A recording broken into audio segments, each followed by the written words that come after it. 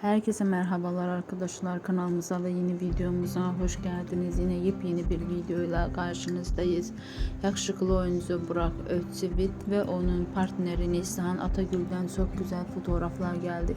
Yeni gelen kareleri sizlerle paylaşıyoruz. Siz de kanalımıza abone olmayı, videomuzu beğenmeyi unutmayın. İyi seyirler, hoşça kalın, bizimle kalın.